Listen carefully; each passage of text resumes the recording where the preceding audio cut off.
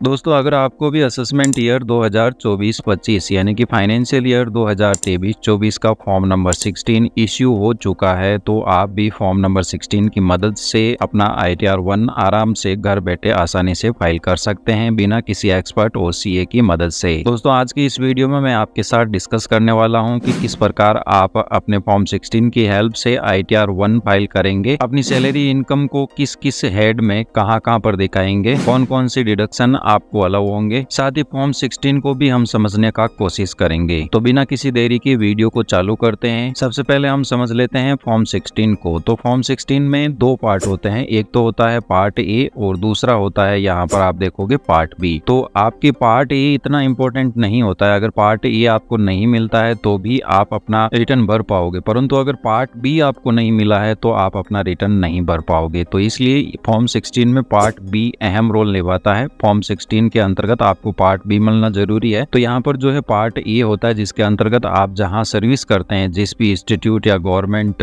Body में, तो यहाँ पर उसका नाम रहेगा, यहाँ आपका नाम, यहाँ pan number of deductor 10 number और आपका यहाँ पर पैन नंबर रहेगा। फिर यहाँ पर रहेगा असेसमेंट ईयर की, कौन से असेसमेंट ईयर का आपका ये फॉर्म 16 है, और पीरियड यानी कि फाइनेंशियल ईयर 1 अप्रैल 2023 से 31 मार्च 2024 के बीच ये फॉर्म आपको इश्यू किया गया है। फिर यहाँ पर जो है आपका सैलरी में से कब कब की TDS काटा गया, यानी कि यहाँ पर क्वार्टर वाइज इसका डिवाइडेशन रहेगा कि क्वार्टर 1 में आपका कितना TDS काटा था, 2, 3 और 4 में, और कितना टोटल TDS जो है आपका अभी तक डिपॉजिट हो चुका है। इस प्रकार यहाँ पर पूरी उसकी डिटेल रहेगी। फिर इसको नीचे स्क्रॉल डाउन करोगे तो अब आता है हमारा अहम, जो कि पार्ट बी जरूरी होता है, इसके बिना हम अपना रिटर्न नहीं भर पाएंगे। तो यहाँ पर वही आपके एम्प्लॉयर का नाम रहेगा, आपका नाम रहेगा, यहाँ पर आपका पैन नंबर, असेसमेंट ईयर और यहाँ पर टाइम पीरियड रहेगा कि आपका ये फॉर्म 16 किस अवधि का है। यहाँ पर सबसे पहले ये पार्ट ए में यहाँ पर आपसे पूछ रहा है whether opt out of taxation under section 115BAC, यानी कि आप जो है इस बार अपना ITR form new tax regime में भर रहे हो या ओल्ड टैक्स रिजीम, यानी कि 115BAC के अंतर्गत अगर यहाँ नो है तो इसका मतलब क्या है कि आपका ये फॉर्म 16 है वो पूरा का पूरा न्यू टैक्स रिजीम के अंतर्गत इश्यू किया गया है। और अगर यहाँ पर सेक्शन 115BAC में यस है तो इसका मतलब है कि आपका जो फॉर्म 16 है वो आपको ओल्ड टैक्स रिजीम में इश्यू किया गया है। ओल्ड टैक्स रिजीम में आप सारे डिडक्शन ले सकते हैं, जैसे ATC के डिडक्शन हो गए, ATD के, ATCCD2 के डिडक्शन हो गए, HRA के डिडक्शन हो गए, होम लोन के डिडक्शन हो गए, ये सारे के सारे डिडक्शन आप ओल्ड टैक्स रिजीम में ले सकते हो। न्यू टैक्स रिजीम में आपको कोई भी डिडक्शन नहीं मिलेगा, कुछ गिने चुने डिडक्शंस को छोड़ करके। तो ये जो हमारा फॉर्म है, फॉर्म 16 है, ये हमको न्यू टैक्स रिजीम में इश्यू किया गया है। यहाँ पर आपकी सैलरी आ जाएगी, और इसके अलावा अगर सेक्शन 17, 1, 2 और 3 में आपको कोई प्रिक्विजिट्स मिले हैं सैलरी के साथ तो वो डिटेल यहाँ पर रहेगी। फिर आपकी यहाँ टोटल सैलरी आ जाएगी। फिर यहाँ पर अगर आपको HRA वगैरह की डिडक्शन, वैसे भी हमारा फॉर्म 16 है वो न्यू टैक्स रिजीम में है, तो ये डिडक्शन हमें यहाँ पर अलाउ नहीं होता है। इसके बाद में स्टैंडर्ड डिडक्शन, चाहे आप न्यू टैक्स रिजीम सेलेक्ट करो या ओल्ड टैक्स रिजीम, आपको मिलेंगे। इसके बाद में हमारी जो सैलरी हेड के अंतर्गत चार्जेबल इनकम है वो यहाँ पर आ गई। फिर इसको नीचे स्क्रॉल डाउन करेंगे तो यहाँ पर चैप्टर 6A के डिडक्शन आते हैं। 6A में आपको पता होगा सेक्शन 80C की डिडक्शन हो गई, 80CCC,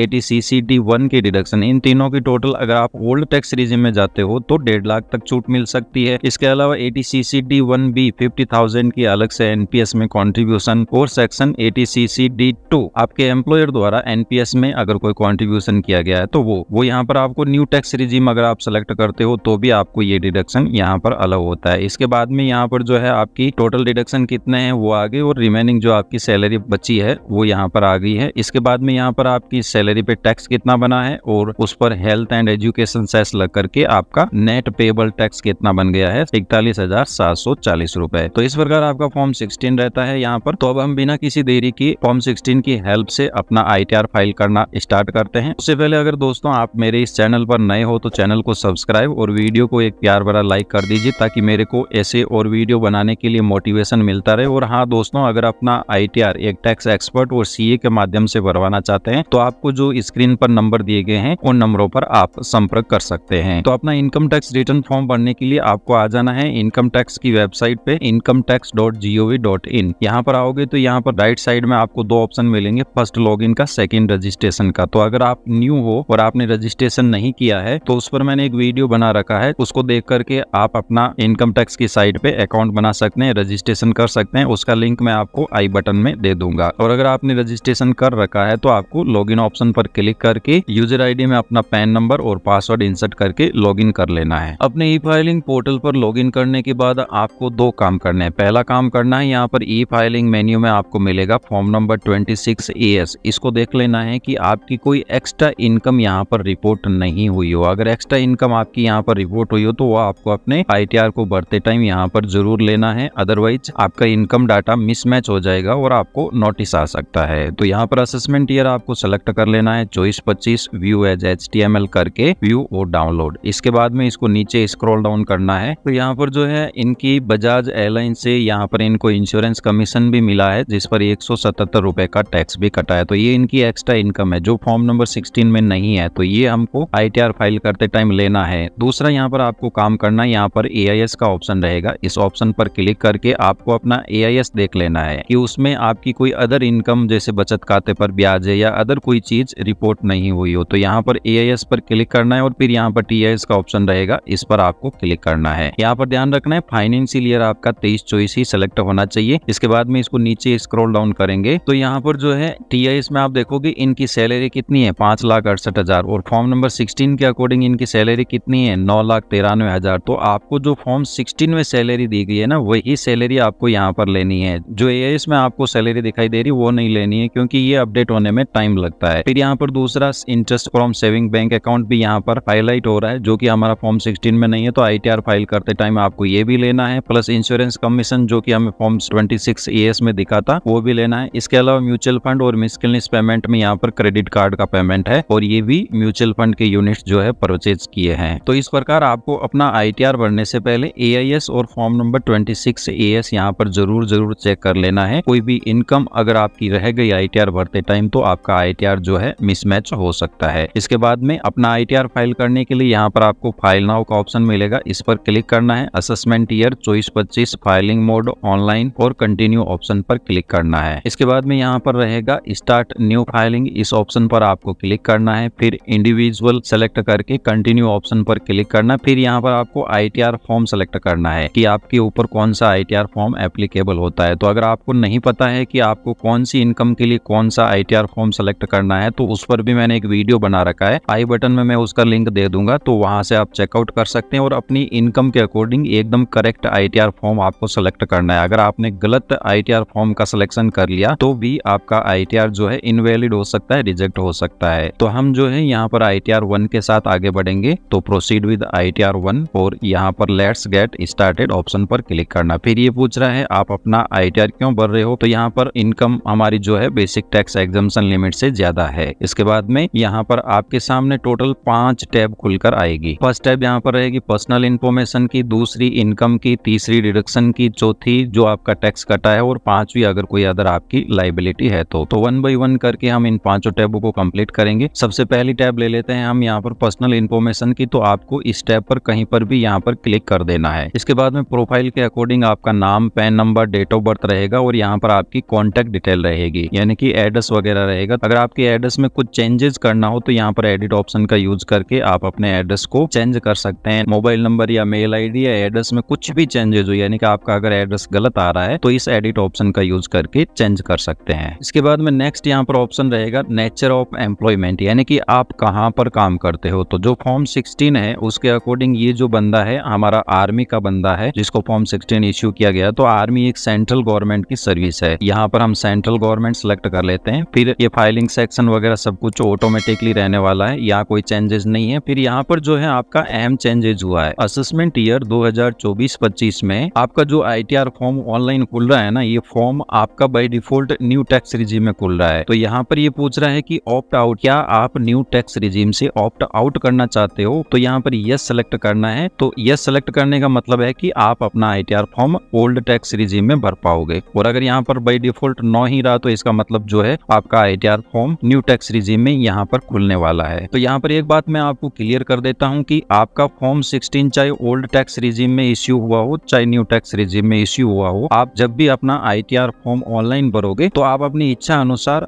कोई भी रिजीम यहाँ पर चेंज कर सकते हो। चाहे आपका फॉर्म 16 जो है आपको न्यू टैक्स रिजीम में इश्यू हुआ है, परंतु आप ऑनलाइन ITR भरते टाइम इसको ओल्ड टैक्स रिजीम में भर सकते हो, या फिर अगर आपको अपना फॉर्म जो है यहाँ पर अगर ओल्ड टैक्स रिजीम में इश्यू हुआ है, परंतु आप अपना ITR फॉर्म ऑनलाइन भरते टाइम उसको न्यू टैक्स रिजीम में स्विच कर सकते हो। तो हम जो है यहाँ पर फॉर्म 16 के अकॉर्डिंग ही इनका फॉर्म जो है न्यू टैक्स रिजीम में ही भरेंगे। तो यहाँ पर नो ही रहने देना। अगर आप ओल्ड टैक्स रिजीम में जाना चाहते हो तो यहाँ पर यस कर देना है। फिर यहाँ पर आपकी बैंक डिटेल रहेगी और उसके बाद में इस टैब को यहाँ पर आपको कंफर्म कर देना है। फिर यहाँ पर देखोगे आपकी जो पर्सनल इन्फॉर्मेशन की टैब है उस पर ग्रीन टिक लगा हुआ आ गया और कंफर्म हो गई, मतलब है कि आपकी जो एक टैब है वो यहाँ पर कंप्लीट हो गई है। अब हम दूसरी टैब यहाँ पर लेते हैं ग्रॉस टोटल इनकम की, तो इस पर आपको क्लिक कर देना है। इसके बाद में यहाँ पर सेक्शन 10 के अलाउंसेंस ये पूछ रहा है। तो अगर फॉर्म 16 में आपके यहाँ पर सेक्शन 10 के कोई अलाउंसेंस हो, जैसे ये है ना 2 number points less allowances exempt under section 10, तो यहाँ पर अगर कोई अमाउंट हो आपका तो वो यहाँ पर एंटर कर देना। अदरवाइज यहाँ पर नहीं है तो उस केस में स्किप द क्वेश्चन करके इसको यस कर देना है। इसके बाद में यहाँ पर फर्स्ट टैब रहेगी इनकम फ्रॉम सैलरी, यानी कि आपकी सैलरी से कितनी इनकम है। तो एडिट ऑप्शन पर सिंपली आपको क्लिक करना है और फॉर्म 16 के अकॉर्डिंग जो सैलरी हो आपकी वो आपको वहां पर एंटर कर देनी है। 9,93,356 9,93,356 रुपए। इसके बाद में नीचे स्क्रॉल डाउन करोगे तो यहाँ पर एग्जम्प्ट अलाउंसेंस अगर सेक्शन 10 में कोई हो तो वो एंटर कर देना है, अदरवाइज इनको रहने देना है। सिंपली नीचे स्क्रॉल डाउन करके सेव ऑप्शन पर आपको क्लिक कर देना है। इसके बाद आपकी सैलरी यहाँ पर कितनी है वो आ गई। इसके बाद में इनकम फ्रॉम हाउस प्रॉपर्टी, तो अगर आप ओल्ड टैक्स रिजीम के साथ जा रहे हो तो यहाँ पर आप 2 लाख रुपए तक हाउस लोन इंटरेस्ट है वो सेल्फ ऑक्यूपाइड प्रॉपर्टी पर एग्जम्प्ट करवा सकते हो। तो यहाँ पर प्रॉपर्टी आपको सेल्फ ऑक्यूपाइड सिलेक्ट करनी और इंटरेस्ट जो भी हो आपका एज पर इंटरेस्ट सर्टिफिकेट वो आपको यहाँ पर एंटर कर देना है। हम यहाँ पर जो है न्यू टैक्स रिजीम सेलेक्ट कर रहे हैं तो यहाँ पर हाउस लोन इंटरेस्ट अलाउ नहीं होता है। इसके बाद में इनकम फ्रॉम अदर सोर्सेज, तो यहाँ पर आपने EAS चेक किया होगा, इनकी जो interest from saving bank account है वो भी लेना है और इंश्योरेंस कमीशन है वो भी लेना है, दोनों ही यहाँ पर लेने हैं। तो यहाँ पर एड अनदर ऑप्शन पर क्लिक करना है और जो बचत खाते का ब्याज है interest from saving bank account वो यहाँ पर यस करके जो EAS के अकॉर्डिंग है 1394 रुपए, तो वो आपको यहाँ पर एंटर कर देना है। इसके बाद में अगर कोई आपने FD वगैरह करवा रखी है और उस पर आपको इंटरेस्ट मिलता है तो वो यहाँ पर एंटर करना है यस करके, अदरवाइज नो रहने देना है। फिर अगर आपको पिछले साल का कोई TDS रिफंड मिला है इनकम टैक्स डिपार्टमेंट की ओर से और उस पर कुछ इंटरेस्ट मिला है तो वो ऑटोमेटिकली यहाँ पर आ जाएगा। अगर नहीं आ रहा हो तो यस करके आपको एंटर करना है। फिर हमारी यहाँ पर इनकम रह गई इंश्योरेंस कमीशन की जो इनकम है 3539 रुपए, तो वो यहाँ पर अगर आपको कहीं पर भी नहीं मिले तो एनी अदर ऑप्शन रहेगा, उसमें यहाँ पर आपको जो अमाउंट हो, जैसे हमारे यहाँ पर 3539 रुपए है तो 3539 रुपए एंटर कर देनी और डिस्क्रिप्शन में लिख देना है कि वो किस टाइप की इनकम है। तो हम जो है इसको यहाँ से कॉपी कर लेते हैं और डिस्क्रिप्शन में पेस्ट कर देते हैं। इसके बाद में अगर कोई आपको डिविडेंड वगैरह मिला हो तो वो यस करके यहाँ पर एंटर करना है, अदरवाइज इसको रहने देना है। फिर कंटिन्यू ऑप्शन पर क्लिक कर देना है। फिर इसको नीचे स्क्रॉल डाउन करोगे तो एग्जम्प्ट इनकम में अगर आपको कोई LIC मैच्योर हुई है वो मिली हो या फिर आपकी एग्रीकल्चर इनकम 5000 तक हो तो वो आप यहाँ पर एंटर कर सकते हो, अदरवाइज इसको सिंपली यहाँ पर कंफर्म कर देना है। फिर हमारी यहाँ 2 टैब कंप्लीट हो चुकी है। तीसरी टैब हम लेते हैं टोटल डिडक्शन की, तो इस ऑप्शन पर आपको क्लिक करना है। फिर यहाँ पर ये पूछ रहा है are you eligible to claim deduction under section 80CC-D2, तो आप फॉर्म 16 यहाँ पर देखोगे तो हमारा और कोई डिडक्शन नहीं है, स्टैंडर्ड डिडक्शन ऑटोमेटिकली हमारा लेस हो चुका है। और यहाँ पर जो है सेक्शन 80CC-D2 में 92,010 रुपए का एग्जम्पशन है, तो यहाँ पर हमें यस करना है और अमाउंट डालना है 92,010 रुपए और इसके बाद में कंटिन्यू ऑप्शन पर क्लिक करना है। फिर यहाँ पर जो है आपका 80CC-D2 का अमाउंट ऑटोमेटिकली आ गया होगा। फिर यहाँ पर हम न्यू टैक्स रिजीम सेलेक्ट कर रहे हैं, इसलिए ये सारे के सारे जो डिडक्शन के सेक्शंस है वो डिसेबल्ड हो गए। अगर आप सेलेक्ट करना चाहोगे तो भी यहाँ पर कोई भी सेक्शन सेलेक्ट नहीं कर सकोगे। तो यहाँ पर सिंपली जो है हम इसको कंफर्म कर देते हैं। इसके बाद में हमारी तीसरी टैब रहती है टैक्स पेड की, यानी कि आपकी सैलरी में से कितना टैक्स कटा है, तो सिंपली इस टैब पर आपको क्लिक कर देना है। इसके बाद में अगर आपकी सैलरी में से कोई भी टैक्स या TDS कटा है तो वो यहाँ पर फर्स्ट टैब में आएगा, और अगर कोई FD है या आपकी कोई अदर इनकम है, इंश्योरेंस कमीशन है या बिजनेस रिसिप्ट्स है, उसमें से अगर कोई TDS कटा है तो वो यहाँ पर सेकंड टैब में आएगा। तो यहाँ पर शो डिटेल ऑप्शन पर क्लिक करोगे तो जो आपकी सैलरी है वो आ जाएगी, आपके एम्प्लॉयर का यहाँ पर नाम आ जाएगा और आपकी कितनी सैलरी है वो और टैक्स कितना कटा है। तो अगर यहाँ पर कुछ कम ज्यादा आ रहा हो, यानी कि फॉर्म नंबर 16 के अकॉर्डिंग नहीं आ रहा हो, जैसे यहाँ पर 46,222 रुपए TDS नहीं आ रहा, जैसे फॉर्म नंबर 16 के अकॉर्डिंग यहाँ पर एक्यूरेट है, अगर नहीं आ रहा हो आपके केस में तो इसको सेलेक्ट करना है, फिर एडिट ऑप्शन पर क्लिक करना है और यहाँ पर जो एक्यूरेट फिगर हुआ है एज पर फॉर्म नंबर 16 वो आपको यहाँ पर इंसर्ट करके सेव ऑप्शन पर क्लिक कर देना है। ये तो होगी सैलरी में से अगर आपका कोई टैक्स कटा हो। इसके बाद में शो डिटेल यहाँ पर दूसरा है, अगर एफडी है या अदर कोई आपकी किसी भी प्रकार की इनकम है, जैसे यहाँ पर जो है बजाज इंश्योरेंस का कमीशन है और ये यहाँ पर 177 रुपए का टीडीएस कटा है, तो अगर ये एक्यूरेट हो, सही हो तो रहने देना है, अदरवाइज यहाँ पर एडिट करना हो तो इसको सिलेक्ट करके एडिट ऑप्शन पर क्लिक करना है और जो एक्यूरेट एज पर फॉर्म नंबर 26 एएस है उसके अकॉर्डिंग जो भी फिगर हो वो आपको यहाँ पर एंटर कर देना है। और अगर ऐसी कोई इनकम है जो यहाँ पर नहीं आ रही है, यानी कि फॉर्म नंबर 26 में आ रही है बट यहाँ पर नहीं आ रही, तो ऐड अनदर ऑप्शन पर क्लिक करके उसका 10 नंबर, नाम क्या है और कितना आपको अमाउंट मिला है और उसका ईयर 23-24 और कितना टैक्स कटा है वो एंटर करके ऐड ऑप्शन पर क्लिक कर देना है। तो हमारे केस में ऐसा कुछ नहीं है। और यहाँ पर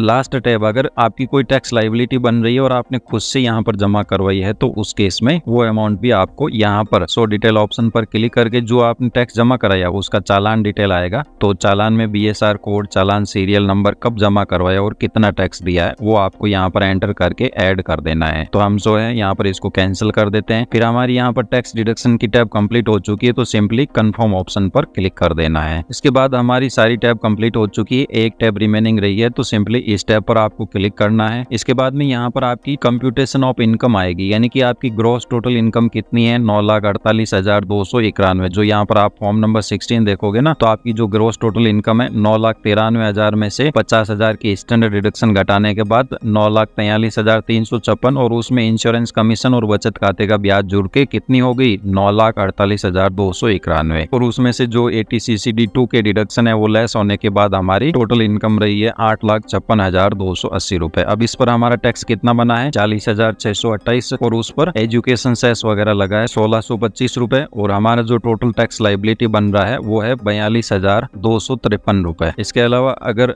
आपको सेक्शन 89 में रिलीफ लेनी है तो वो अमाउंट यहाँ पर एंटर कर देना है, अदरवाइज हमें इस टैब को भी यहाँ पर कंफर्म कर देना है। इसके बाद में हमारी पांचों टैब यहाँ पर कंप्लीट हो चुकी है, तो सिंपली प्रोसीड ऑप्शन पर आपको क्लिक कर देना है। फिर यहाँ पर जो है अगर आपका कोई टैक्स लायबिलिटी बनेगा तो वो आ जाएगा, अदरवाइज अगर आपका ज्यादा टैक्स कटा है सैलरी में से तो उस केस में जो भी एक्सेस कटा है वो यहाँ पर एज ए रिफंड आपको शो करने लग जाएगा। तो यहाँ पर देखोगे आपकी ग्रॉस टोटल इनकम इतनी है और यहाँ पर टैक्स डिडक्शन घटाने के बाद 8,56,000 डिडक्शन रहे टोटल, और जो टैक्स बन रहा है हमारी इस इनकम पर वो बन रहा है 42,253 रुपए। और टैक्स इज पेड मतलब कि हमारी सैलरी में से और इंश्योरेंस कमीशन पे जो टीडीएस कटा है वो सारा मिला के यहाँ पर हो रहा है 48,399 रुपए। तो हमारा टैक्स बन रहा है 42,000 और हमने चुकाया है 48,000, तो यहाँ पर 6,150 रुपए का हमें रिफंड मिल जाएगा। तो सिंपली प्रीव्यू रिटर्न ऑप्शन पर क्लिक करना है, इस चेक बॉक्स को टिक मार्क करके प्रोसीड टू प्रीव्यू ऑप्शन पर आपको क्लिक करना है। यहाँ पर अगेन आपका इनकम टैक्स का फॉर्म खुल के आ जाएगा, तो 1 बाय 1 आपको सारा चेक कर लेना है, उसमें कोई मिस्टेक ना रह जाए और फिर सबसे एंड में आ जाना है और यहाँ पर प्रोसीड टू वैलिडेशन ऑप्शन पर आपको क्लिक कर देना है। फिर यहाँ पर जो है आपका ITR वैलिडेशन अगर सक्सेसफुल नहीं होता है, मान लीजिए कोई एरर रह जाती है, जनरली जो एरर रहती है वो TDS में आपने हेड सेलेक्ट नहीं किया वो रहती है, या फिर आपका एड्रेस सही नहीं है उस केस में वो रहती है। तो अगर कोई एरर आती है तो सिंपली आपको उस एरर पर क्लिक करना है, तो सीधा आप उस एरर के पार्ट में ही चले जाओगे। फिर इस एरर को वहां पर दूर करके करेक्ट करके वापस आपको नेक्स्ट करना है, और जब तक ITR आपका यहाँ पर वैलिडेशन सक्सेसफुल नहीं होगा ना तब तक आप आगे नहीं बढ़ पाओगे। तो हमारे यहाँ पर वैलिडेशन सक्सेसफुल हो गया है, तो simply proceed to verification option पर क्लिक करना है। यहाँ पर आपको ITR वेरीफाई करने के 3 ऑप्शन मिलेंगे, या तो ई वेरीफाई नाउ यानी कि हाथों हाथ वेरीफाई कर दो, और ई वेरीफाई लेटर यानी कि बाद में वेरीफाई करोगे, बट ध्यान रखना आपको 30 दिन के अंदर अंदर ये ITR वेरीफाई करना जरूरी है, अदरवाइज आपका ITR इनवैलिड हो जाएगा। और या फिर सिंपली आप तीसरा ऑप्शन सेलेक्ट करोगे, अपने ITR के एक्नॉलेजमेंट का प्रिंट आउट लेकर के उसको साइन करके जो उस पर एड्रेस दिया रहेगा CPC बैंगलोर का, तो वहां पर आपको बाई पोस्ट भेजना है। तो हम यहाँ पर फर्स्ट ऑप्शन का सिलेक्ट करके कंटिन्यू करने हैं। फिर यहाँ पर ITR को वेरीफाई करने के लिए ऑप्शन आएगा, तो अगर आप आधार OTP से वेरीफाई करना चाहते हो तो फर्स्ट ऑप्शन सेलेक्ट करना है, या फिर डिजिटल सिग्नेचर से वेरीफाई करना चाहते हो तो सेकंड, अगर आपने नेट बैंकिंग ले रखी है उससे वेरीफाई करना चाहते हो तो यहाँ पर ये ऑप्शन सेलेक्ट करना है, या फिर सिंपली आपके बैंक अकाउंट से आप EVC जनरेट करके वेरीफाई करना चाहते हो तो यहाँ पर ये ऑप्शन सेलेक्ट करना है, या फिर आपका शेयर मार्केट में डीमेट अकाउंट है और उसके थ्रू आप अपना ITR वेरीफाई करना चाहते हो तो ये ऑप्शन सेलेक्ट करना है। तो जनरली यहाँ पर आधार OTP का ऑप्शन सेलेक्ट करना है और कंटिन्यू करके आधार की टर्म्स एंड कंडीशन को एक्सेप्ट कर जनरेट आधार OTP कर देना है। आधार OTP एंटर करने के बाद इसको आपको